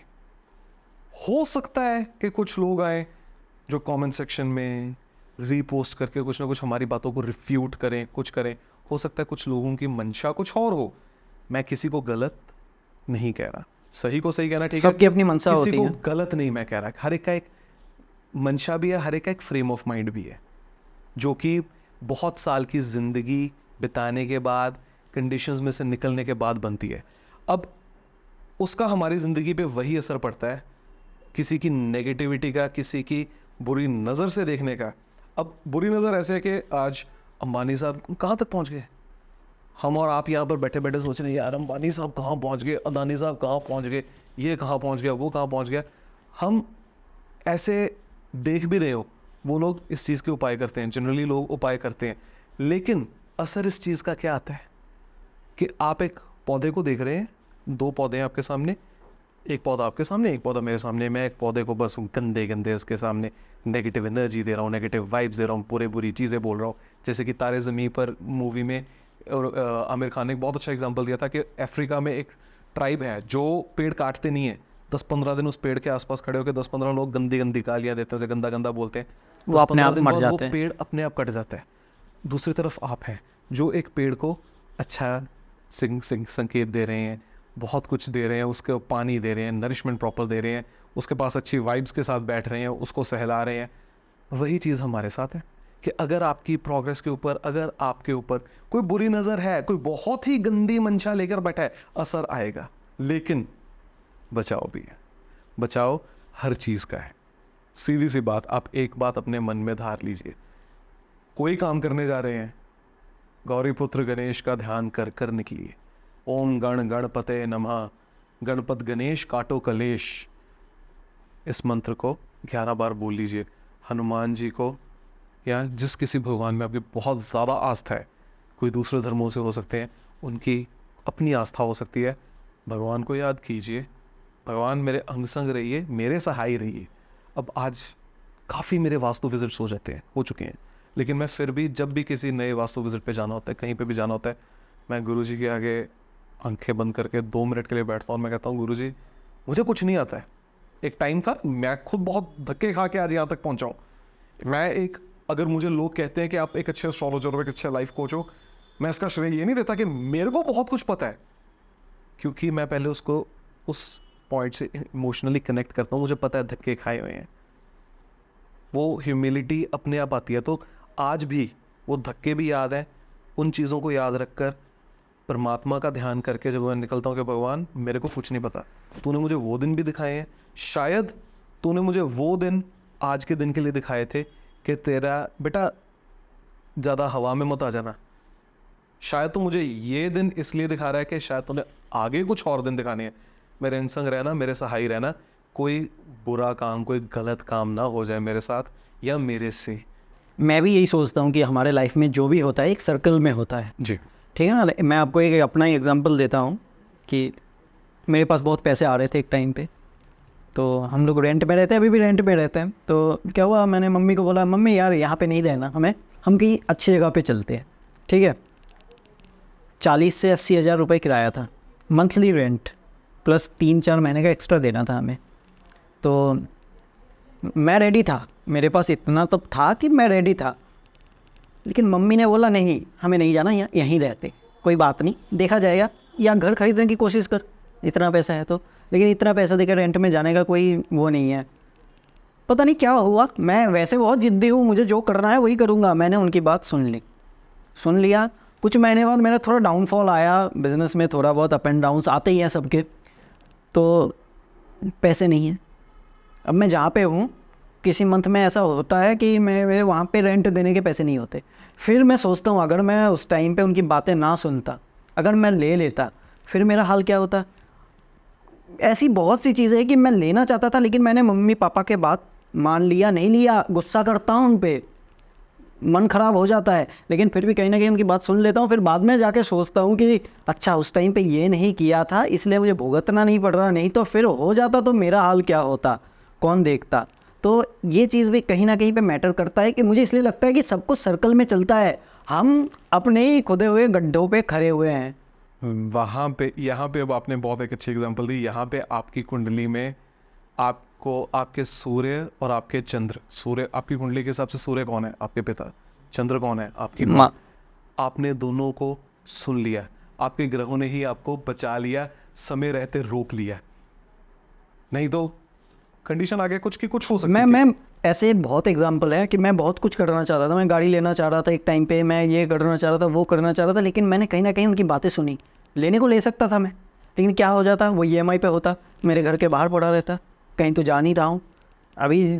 कहीं आजकल बंदा कहाँ निकलता है, दिल्ली के इतने ट्रैफिक में कहीं नहीं निकलता, लेकिन उनकी बात सुन लिया तो ये चीज़ हो गया। लेकिन फिर भी कभी कभी मन में नेगेटिव एनर्जी, नेगेटिव थॉट्स आते हैं। तो मेरा यही क्वेश्चन है इस सबसे कि नेगेटिव थॉट्स कैसे इम्पैक्ट करते हैं हमें। और एक चीज़ और, एक आजकल मैंने सुना है गाली गलौज कैसे हमारे लाइफ में इम्पैक्ट डालते, क्या इसका बुरा कोई इफेक्ट पड़ता है हमारे? नेगेटिविटी, अब हम यहाँ पे जो हमने पहले बात की, नेगेटिविटी दो तरह की है, एक आउटसाइड, एक है इनसाइड। एक नकारात्मक सोच, नकारात्मक सोच, क्योंकि यार मैं ये इतना कर रहा हूँ नहीं हो रहा, ये कर रहा हूँ नहीं हो रहा, या मेरे से होगा ही नहीं। आउटसाइड नेगेटिविटी के इलाज हैं, मैंने आपको बताया।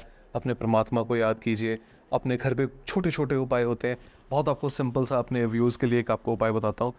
ट्यूसडे और सैटरडे रात को पीली सरसों होती है, अपने पूरे घर में बिखेर दीजिए, कहीं पे भी, ज़मीन पे, पूरे घर में ज़मीन पर बिखेरनी है।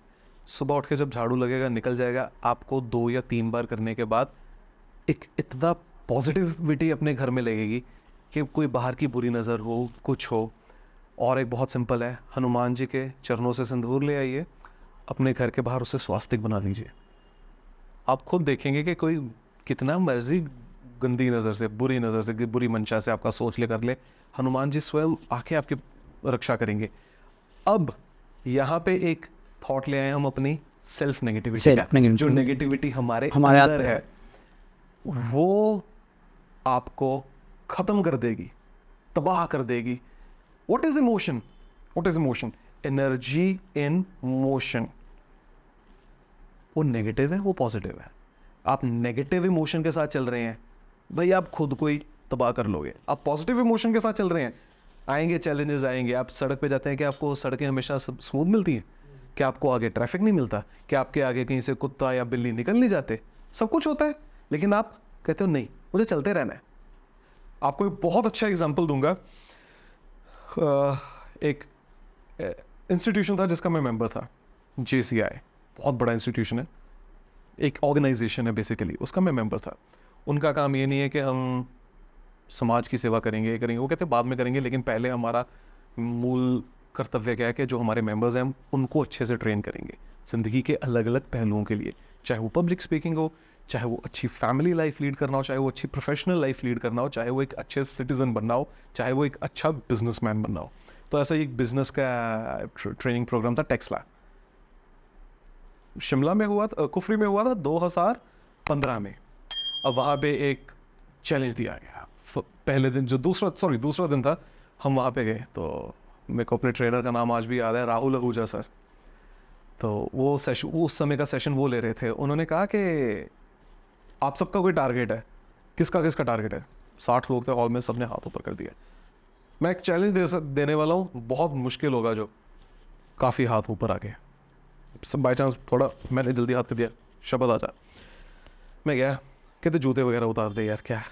कहते सामने उन्होंने जोत जगाई, कहते ये तेरा टारगेट है। मैंने ठीक है जी, यहाँ तक जाना है, 8 कदम है गिनती के, तेरा टारगेट क्या है मेरे को बता कान में। मैंने उनको कान में बताया, उन्होंने रिकॉर्ड कर दिया, मेरे कानों में बजता रहने दिया, सामने लिख कर रख दिया वो टारगेट, कि सिर्फ मुझे दिख रहा है, इतना बड़ा नहीं था कि बाकी सब देख पाए, उन्होंने सामने लिख कर रख दिया। अब मैं चलता जा रहा हूँ, मैं चला, वो स्लिप पड़ी थी और वहाँ पे एक मंच चॉकलेट पड़ी थी। मैंने चार्ज्ड अप था कि मैं अपने टारगेट की तरफ जा रहा हूँ, क्योंकि जवानी का जोश था। मैं भी उस समय अपने करियर में बिगिनिंग कर रहा था कि मुझे कुछ करना है, I have to make a difference, मुझे अपना नाम बनाना है, अपनी पहचान बनानी है, दुनिया के सामने खुद को खड़ा करना है, एस्टेब्लिश करना है ना। मैं वहाँ पे गया तो बाकी सब लोग तालियां मार रहे हैं। तालियां क्यों मार रहे हो यार? मैं सर क्या हुआ? कहते बेटा नीचे देख, मेरे पैरों में से खून निकल रहा था, देख के एक बार मेरे प्राण निकल गए। मैं ये क्या हुआ, पीछे उधर को देखा, 8 कदमों में उन्होंने कांच की बॉटल्स को तोड़ तोड़ के वहां पे लगाया हुआ था। डिफरेंस क्या है? उस टाइम पे मुझे कुछ सूझ ही नहीं रहा था।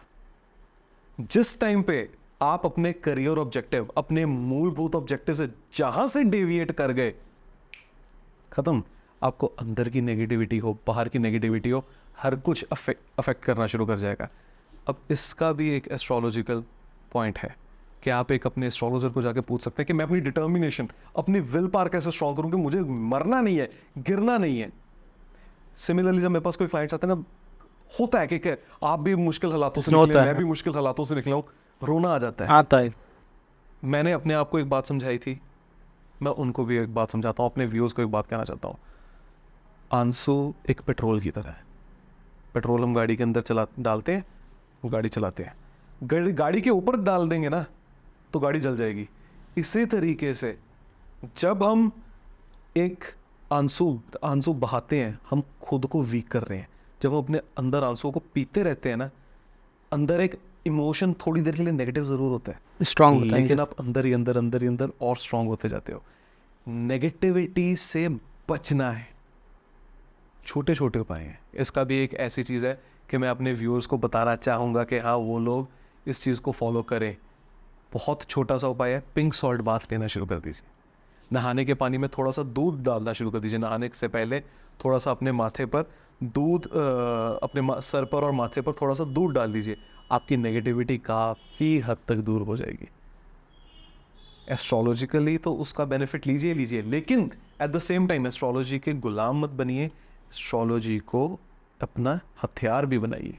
तो और एक हमारा जो पॉइंट था कि गाली देने से क्या इम्पैक्ट होता है लाइफ में, ये जो जेंजी लोग हैं ये आजकल गाली का उपयोग करते हैं बहुत, इनके लाइफ स्टाइल का एक ये हिस्सा हो चुका है। तो इससे कैसे इम्पैक्ट पड़ता है, इससे बचा कैसे जाए, या क्या ये इम्पैक्ट देता भी है?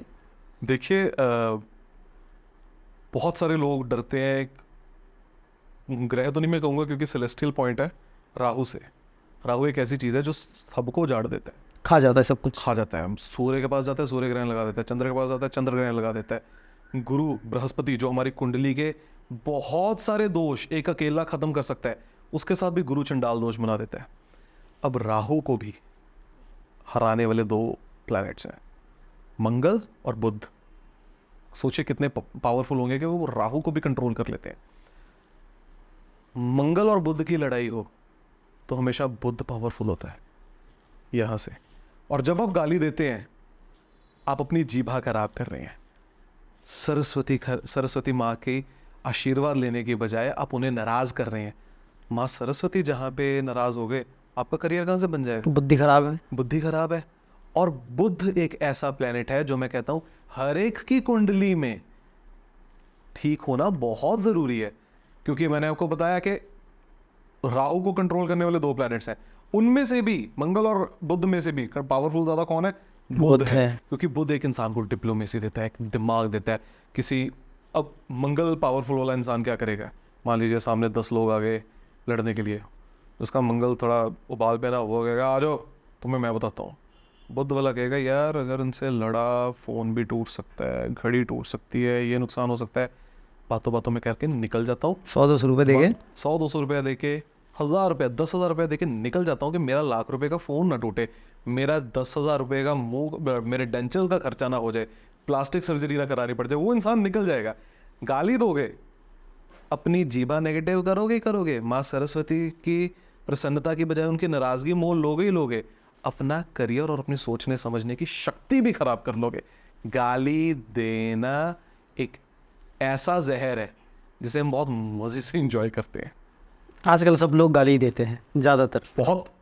सर एक चीज़ हो गया, ये सब तो हो गया, ये एस्ट्रोलॉजी वगैरह जो भी चीज़ हम सोचते हैं कभी ना, दिमाग में आता है कि ये जेमस्टोन पहन लो, ये क्रिस्टल रख लो, ये कुछ ये उपाय कर लो, वो कर लो, लेकिन मेन जो चीज़ होता है जेमस्टोन की। अब मैं किसी के पास गया, जी आप ये आपका गुस्सा ज़्यादा आता है आपको, आप मोती पहन लो, मंगलवारी है आप वो पहन लो, कोरल पहन लो, ये सब चीज़ बोला जाता है। तो ये हमारे लाइफ में कितना इम्पेक्ट करता है, या कैसे पता चलेगा कि इससे हम सही भी हो रहे हैं या हम गलत दिशा पे जा रहे हैं? देखिए जेमस्टोन्स एक ऐसे, जेमस्टोन्स और क्रिस्टल्स दोनों अलग अलग हैं, और ऐसा ही कुछ प्रोडक्ट्स हम इन दोनों को, क्रिस्टल्स को, और कुछ प्रोडक्ट्स जैसे हेलिक्स हो गया, जियोपैथिक स्ट्रेस हो गया, वो हम वास्तु में भी यूज़ करते हैं।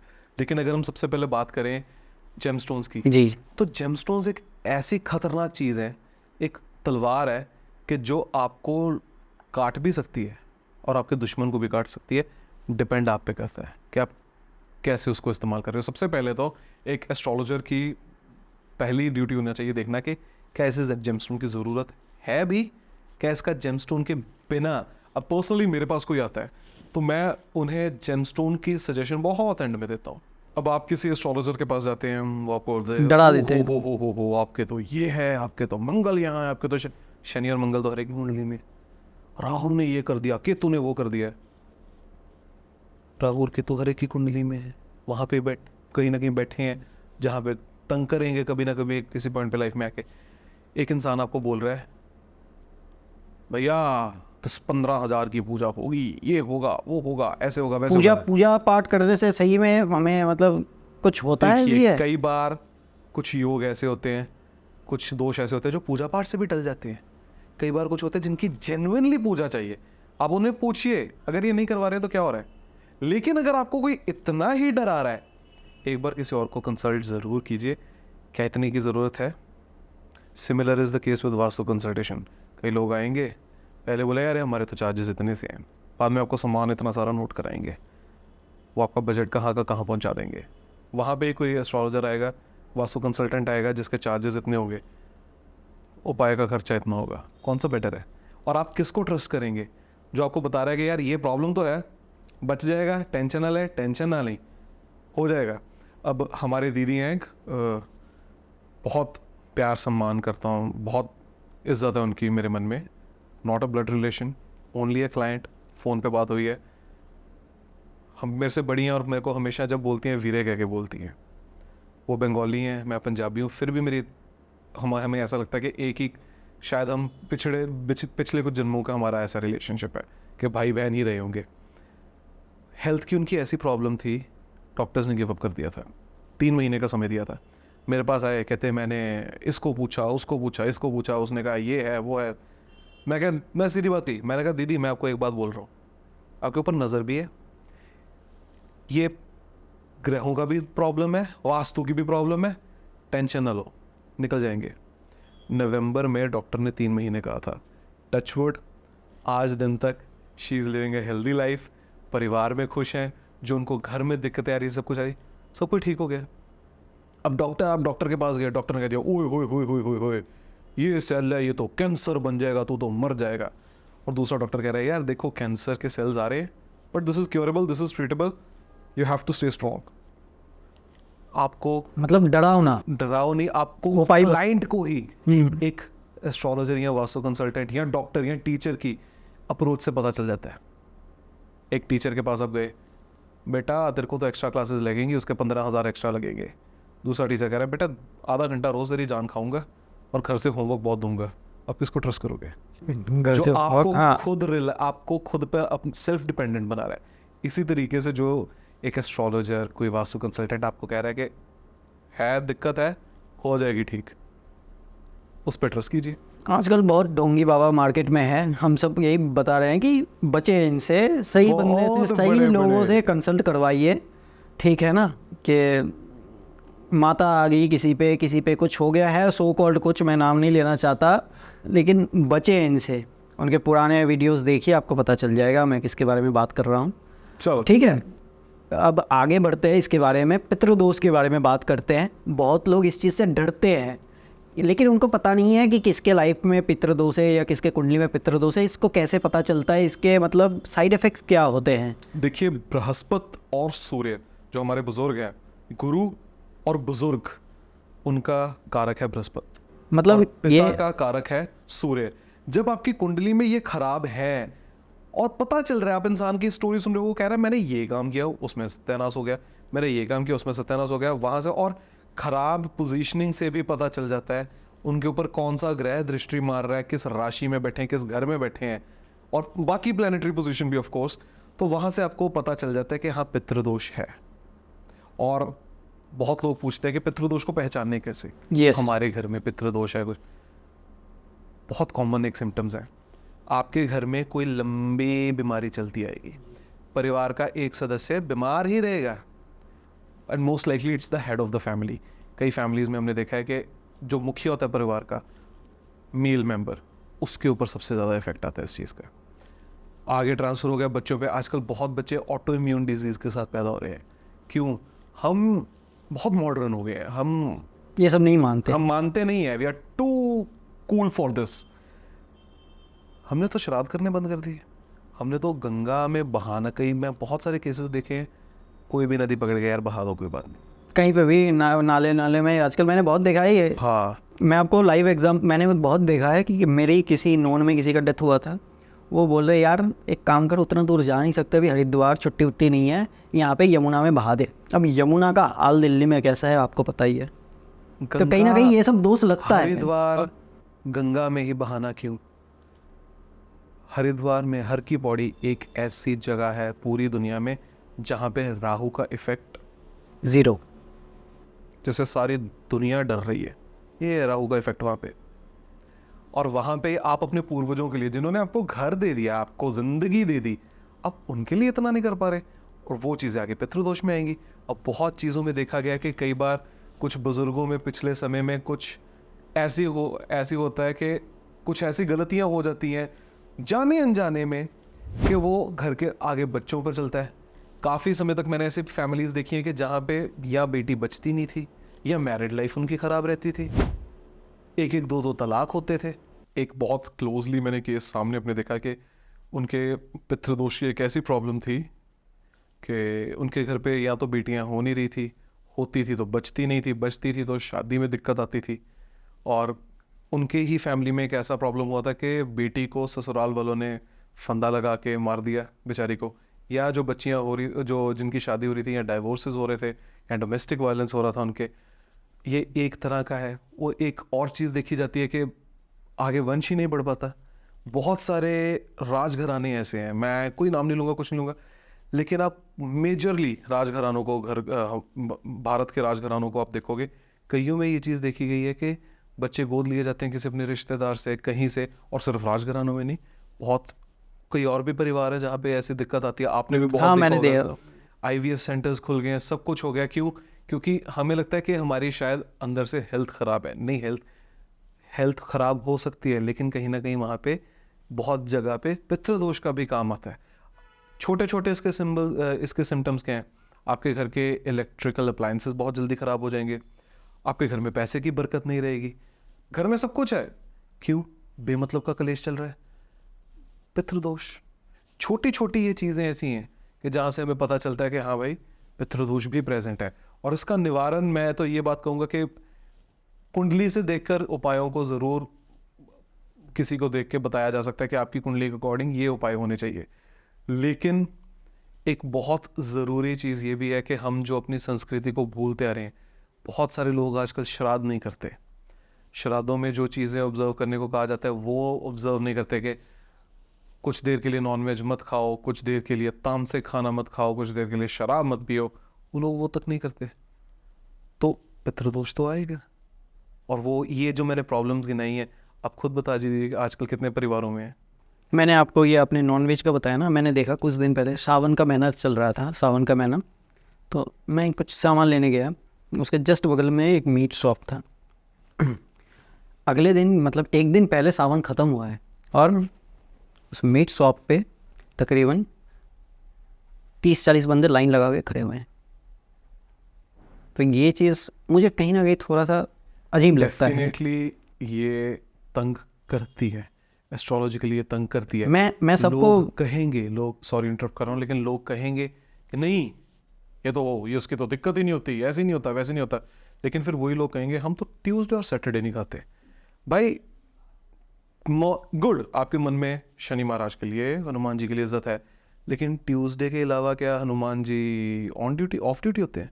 फिर बाकी दिनों में वो हनुमान जी नहीं होते? बाकी दिनों में उनकी ताकतें नहीं होती? मैं सबको बोलता छोड़ना है तो हूँ, पूरी तरह से छोड़ो। और दूसरी बात, एक बात आप देखोगे तो हमारे, अगर जो हमारे दांत हैं किसी जानवर से बहुत ज़्यादा मेल खाते हैं, वो है गाय। क्या गाय कभी नॉनवेज खाती है? हमारे जो बिल्कुल पूर्वज थे, क्या बड़े बड़े शरीर थे उनके। आज तो हम देख रहे हैं बच्चों को क्या पतले दुबले से हैं, वो तो नॉनवेज भी खा रहे हैं, सब कुछ भी खा रहे हैं। ग्रह का जो इफेक्ट है उसका वो तो एक अलग छोड़ो, लेकिन जो आज कर्मों में भी वो कहीं ना कर्मों कहीं में वो तो होता आता है। ही आप किसी अपने मुंह के स्वाद के लिए, किसी एक निर्जीव, जो एक बेजुबान की आप जीव हत्या कर रहे हो, सब कुछ कर रहे हो, वो तो कर्मों पे तो आया ही आया है। लेकिन क्या आपको सच में अपने प्रोटीन को पूरा करने के लिए, किसी चीज़ को पूरा करने के लिए आपको नॉनवेज की ज़रूरत है? कहीं कहीं ये लोग इस चीज़ को कूल भी मानते हैं। वही बात है ना, हमने अपनी संस्कृति छोड़ दी। हम दूसरों की भाषा में कूल होने के लिए, what is cool? When you are at peace with yourself, I think that is being cool, that is being patient and calm. जब आप अपने आप को एक्सेप्ट कर रहे हो, जब आप दूसरों की आंखों में अपने आप को एक्सेप्टेंस दिलवाने की कोशिश कर रहे हो, for me you are the most uncool person. आपको अगर किसी के आंखों में अपनी एक्सेप्टेंस दिलवाने की कोशिश करनी चाहिए, आपके माता, आपके पिता, आपके गुरु, इनकी आंखों में जब एक्सेप्टेंस आ जाए आपके लिए, आपको अपने आप के साथ पीस आ जाए कि हाँ मैं वो इंसान हूँ जो अपने आप से शीशे में आंखों में आंखें डाल के बात कर सकता है, जो जिसने अपनी ज़िंदगी को एक नॉर्मल तरीके से, एक अच्छे तरीके से जिया है, then you cool. Smoking, drinking, eating nonveg या कुछ और जो काफ़ी कुछ आजकल चल रहा है, जेनजी ने काफ़ी आगे ले आए हैं, do you really think it's cool? मेरा पर्सनल इसमें व्यू ये है कि हमारे बहुत बड़े लोग जो हैं वो कहते हैं किसी का बुरा मत करो, आपको वो आप बुरा करोगे आपके साथ भी बुरा होगा, ठीक है ना, गलत करोगे गलत तो होगा ही आपके साथ। फिर मैं भी यही सबको कहता हूँ, किसी को मार के हम कभी खुशी नहीं रह सकते, सुखी नहीं रह सकते। मैं सबको बोलता हूँ। अब यही बात है ना, कुछ लोगों को लगता है कि नॉन वेजिटेरियंस बहुत ताकतवर होते हैं, उनमें शरीर में बहुत ताकत होती है। आज तो चलो कुछ अरसा में बीमार रहा, स्ट्रेस रहा, मैं काम का ऐसा प्रेशर था कि आज मेरी फिजिक वो नहीं रही। Had you seen me 1.5 or 2 years back, आपको होता कि यार ये इंसान क्या चीज़ है, क्या मसल मास है, क्या कुछ है, मेरे को छोड़ दीजिए, बहुत छोटा सा इंसान हूँ मैं। भीम, हनुमान जी की बात करते हैं, वो कौन सा नॉनवेज खाते थे? चलो वो एक चिरंजीवी है। भीम कौन सा नॉनवेज खाते थे? खुद प्रभु श्री राम कौन सा नॉनवेज खाते थे? अगर हम अच्छे से पुराणों को पढ़ें तो हमें पता चलता है कि वो नैतिकता पे स्ट्रांग नहीं थे सिर्फ, वो बलशाली भी बहुत थे। वो कौन सा नॉनवेज खा रहे थे? आज हम हमारे सामने सोसाइटी में बहुत बड़ी बड़ी एग्जांपल्स हैं कि जो लोग नॉनवेज नहीं खा रहे, ये कुछ ऐसे किसी चीज़ का सेवन नहीं कर रहे, लेकिन एनर्जी और स्ट्रेंथ कहीं ज़्यादा। कहीं कहीं शारीरिक शक्ति, आप कैसे दिख रहे हो, आप मोटे हो पतले हो, आपके पास मसल है, ये सब भी मैटर नहीं करता। कभी कभी ये चीज़ भी होता है, आपके कोई रोग नहीं है। यस, कहीं कहीं मैं भी, मेरे को भी मुझे भी तकरीबन 14-15 साल हो गए नॉनवेज छोड़े हुए। मैं देखता हूँ कभी कभी गॉड ग्रेस कि कोई मेजर ऐसे प्रॉब्लम नहीं होते, कभी कभी सर्दी जुकाम बुखार हो जाते हैं, ऐसे कोई मेजर प्रॉब्लम नहीं होते, मैं जिम वगैरह नहीं जाता हूँ, 15 से 16 घंटा कंप्यूटर के सामने बैठा रहता हूँ, लेकिन मैं कभी भी ट्रैकिंग पे जाता हूँ। मुझे घूमने का बड़ा शौक है, पहाड़ वगैरह ट्रैकिंग पे जाता हूँ। नॉर्मल जो जिम वाले बंदे हैं उससे भी तेज़ पहाड़ चढ़ सकता हूँ। यस। इनर स्ट्रेंथ है, मैं ये बुराई नहीं अगर कर रहा। इसको सम अप किया जाए तो एक ही चीज़ है, आप नॉनवेज खा रहे हैं किसी ना किसी जानवर को काट कर, उसका भार कहाँ पे है? नीचे को। वेजिटेशन कोई भी उग रही है वो ऊपर को जा उग रहा रही है। वो आपका मानसिक स्थिति भी वैसी बनाएगी, आपका एग्रेशन भी उतना कंट्रोल करेगी। कहीं ना कहीं ये टेम्पर पे भी डिपेंड करता है। टेम्पर, अगर आप किसी के खून से निकली हुई चीज़ खा रहे हो, जिस चीज़ की वजह से उसका खून निकला है, तो नेचुरली आपका एग्रेशन भी तो बढ़ेगा ना। वो बस इस चीज़ को बस हम समझने को राजी नहीं है। तो सर अभी ये हमारा पॉडकास्ट ये ख़त्म होने को आया है, तो मैं आपसे ये पूछना चाहता हूँ कि आप जो कंसल्टेंट देते हैं, जैसे एस्ट्रोलॉजी हो गया, न्यूमरोलॉजी हो गया, या नाम चेंज भी हो गया, आप नाम Name चेंज भी correction, करते हैं, yes. नेम करेक्शन करते हैं, और वास्तु का हो गया, तो इसमें आप मतलब आपका सक्सेस मतलब क्या है? जो आपने किसी को कोई सलाह दिया तो उसका कोई लाइव एग्जांपल हो या कुछ हो, इसके बारे में आप अपने काम के एक्सपीरियंस के बारे में बताइए कि आपके काम से किसी का लाइफ चेंज हुआ है। यस, बहुत सारे एग्जांपल्स हैं। जिन्होंने हमारी लाइजनिंग करवाई है, जिन्होंने हम दोनों को मिलवाया है, वो मेरे साथ जुड़े थे नवंबर में। दिसंबर में मैंने ये लास्ट ईयर? हाँ जी। और एक नॉर्मल बेस पे उनका काम चल रहा था। मैंने देखा कि बच्चे की कुंडली कुछ और बोल रही है, नंबर्स में कुछ है, न्यूमरोलॉजी में थोड़ी सी दिक्कत है पर इतनी मेजर नहीं है। मैंने उसका नाम देखा, नाम टोटल ठीक नहीं आ रहा था।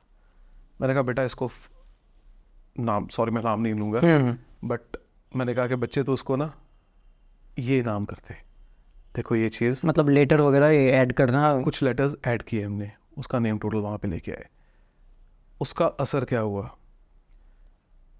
मैं नहीं बोलूँगा, उसको मॉनेटरी बेनिफिट क्या हुआ मैं नहीं बोलूँगा, मैं एक एक्सप्रेशन ऑफ ग्रेटिट्यूड से बताऊँगा। मैं कहीं जा रहा था अपने मदर के सामने, को कॉल आया, पाजी कहाँ पे हो? मैं कहा बच्चे निकला हूँ, तो बताओ, घर के वापस जाओ। अच्छा क्या हुआ क्या? घर वापस पहुँचा हूँ, ब्लिंकिट से ये इतना बड़ा बैग चॉकलेट्स का, पता नहीं कितनी कितनी चीज़ों का भर के, पाजी मैंने वो डील्स क्रैक कर ली जो मैं 6 महीने से मर रही थी। बहुत बढ़िया। कोई क्लाइंट है हमारे अब्रॉड में, बहुत ज़्यादा डिटेल में जाऊंगा तो शायद पॉलिटिकली इनकरेक्ट हो जाए, तो भाई ने बहुत इज्जत दी, दुबई स्पॉन्सर किया, बुलाया, उनकी लाइफ में ऐसे ऐसे चेंजेस आ गए, उनका नेम करेक्शन करवाया, कुछ वास्तु के अकॉर्डिंग चेंजेस बताए, जिनको वो कोट कर रहे थे 1.5 साल से, ब्लॉक्ड पड़े थे, कई चीज़ें हो रही थी, वो खुद आके उनके साथ रहना शुरू हो गए, लिव इन में आ गए। एक क्लाइंट थे ऑस्ट्रेलिया से, उनका कॉल आया, नेम करेक्शन की बात बताता हूँ, तो मेरे चार्जेस हाई हैं, मैं बोलता हूँ, तो कहते हैं कि कुछ कर दो। मैं कहा देखो मेरे ये चार्जेस हैं, आप खुद देख लीजिए। उन्होंने किसी तरीके करके, वो कहते कि मेरे तो बस कपड़े बिकने पे आ गए हैं, क्रेडिट कार्ड का डेट है, कार का लोन है, ये है वो है, ऐसे किराया देने को नहीं है। मैंने कहा वाइट कॉलर जॉब करते थे दिन में। मैंने कहा मेरे से 6 महीने बड़े थे, मेरे मुंह से पता नहीं जब सामने से होता मेरे बेटा ही निकल जाता। मैं कहा बेटा एक काम कर, ये काम फिर भी एक बार ना मेरे गए पे 1 महीना सिर्फ एक वेटिंग डू वेटर्स जॉब और वेटिंग जॉब इन रेस्टोरेंट। कहती भाई क्या बोल रहे हो? मैं कहा 6 महीने के बोल रहा हूँ, सॉरी 1 महीना। जनवरी में उन्होंने नेम करेक्शन अपना किया, जो रिचुअल्स बताए, जो कुछ बताया वो किया उन्होंने, जेमस्टोन धारण किया और क्रिस्टल्स 2 उनको दिए, मैंने वो धारण किए, and I am very happy for her today. उन्होंने मई में अपना घर खरीदा एंड जुलाई में she moved into her own house. Loan है लेकिन she is in a position कि वो अपना लोन पे ऑफ कर रही है विदाउट गेटिंग फाइनेंशियली हर्ट और बर्डन्ड। वास्तु की बात करते हैं, बहुत एक सिद्ध मंदिर है, प्राचीन मंदिर है, वहाँ पे माथा टेकने गए तो किसी ने हमें आगे VIP लाइन में लगवा दिया, और वहाँ पे कोई बहुत बड़ा नाम भारत का वहाँ पे थे, और इंडस्ट्री नहीं बताऊंगा कहाँ से। बात हुई, चलो बातों बातों में बातें चल पड़ी, तो मैंने उनको एक बात कहा, मैं कहा सर आपने अपने घर की ईस्ट साइड ख़राब की होगी। कहते मतलब? मैं कहा यहाँ तो आपने वहाँ पे ब्लैक और यहाँ डार्क ब्लू कलर करवाया और सामने आपने कुछ भारी सामान रख दिया। मैंने भारी पे ऐसे ही स्ट्रेस दिया, कहते आपको कैसे पता? मैं कहा आपकी फैमिली में ये चीज़ें हुई हैं जो नहीं होनी चाहिए थी आपके साथ, आपकी बैकिंग ये है और आपके साथ ये हो गया। और मैं कहा हाँ, मैंने डार्क ब्लू कलर करवाया और वहाँ पे कुछ चीज़ हमने रखवाई है, ऐसी जो आप बोल रहे हो वही रखवाया। उन्होंने immediately, he had no problem of funds, date book की, he gave me the payment and he said कि आप आइए। गए हम उनके घर, चीज़ें चेंज करवाई, सब कुछ करवाया, एंड थैंकफुली एक इतने बड़े इंसान के साथ हम काम कर रहे हैं कि हो सकता है आगे आने वाले टाइम में वो बहुत बड़ी बड़ी चीज़ें आगे और करें। ये आपने रिजल्ट बता दिया। आप एक बार आप बता रहे थे ना कि मेडिकल एस्ट्रोलॉजी के थ्रू आपने किसी का वास्तु ठीक किया हो और जिससे किसी को मेडिकल बेनिफिट मिला हो, तो ऐसा कोई मेडिकल एग्जांपल और है? कॉर्पोरेट दोनों की बात करते हैं। ठीक है, ठीक पहले है। मेडिकल की बात करते हैं। किसी शहर में गए थे किसी काम के लिए, उनके ही कोई नोन थे, उनके घर गए तो आंटी से बात हुई। वो कहते कि बहुत कुछ करके देख लिया, 7 साल से कंसीव नहीं कर पा रहे, बेबी नहीं कंसीव कर पा रहे, and from medical background both of them. Okay, कई प्रॉब्लम्स हो चुकी हैं। मैंने कहा मतलब आंटी जी, डॉक्टर्स होके भी मतलब Yes. वो मैंने कहा आंटी जी आप एक काम करो, ये 4 उपाय बता रहा हूँ और एक बार वास्तु में विजिट करूँगा। वहाँ से ही उन्होंने फ़्लाइट बुक कराई, आई हैड सम टाइम, तो दूसरे शहर में गए, उनका घर का किया, सब कुछ किया। मैंने कहा आंटी जी 45 डेज़ के बाद बताना मेरे को। 48 डे कॉल आ गया कि बेटा आपकी दीदी कंसीव कर गई है। अब ये खुशी होती है आपको। मैंने वो पहले एक दीदी का बताया कि जिनको डॉक्टर्स ने टाइम ही नहीं दिया था, आज भी टच वुड अच्छे ज़िंदगी जी रहे हैं अपनी। मतलब ये सब मेडिकल एस्ट्रोलॉजी में आता कॉर्पोरेट एस्ट्रोलॉजी की बात करता हूँ। हमारे जलंधर शहर में एक बहुत बड़ा एक अच्छा शोरूम है जावा बाइक्स का, तो डीएम ऑटोमोबाइल्स के नाम से हैं वो। उनको भी मैंने कुछ चीज़ें बताई कि आप ये कीजिए, और साथ में उन्होंने कॉर्पोरेट एस्ट्रोलॉजी, मेरी बात मान के कॉर्पोरेट एस्ट्रोलॉजी को सिर्फ फॉलो नहीं किया, उन्होंने यूज़ भी किया। उन्होंने जावा बाइक्स का था, उन्होंने एक स्टैंडी अच्छा सा लगा दिया कि हम आपकी यहाँ पे मदद करेंगे कि आपका लकी नंबर कौन सा है और आपका लकी कलर कौन सा है, आप कौन से कलर का बाइक लीजिए, अगर आपको आरसी में ये नंबर्स अवेलेबल हैं तो कौन सा आपको लेना चाहिए।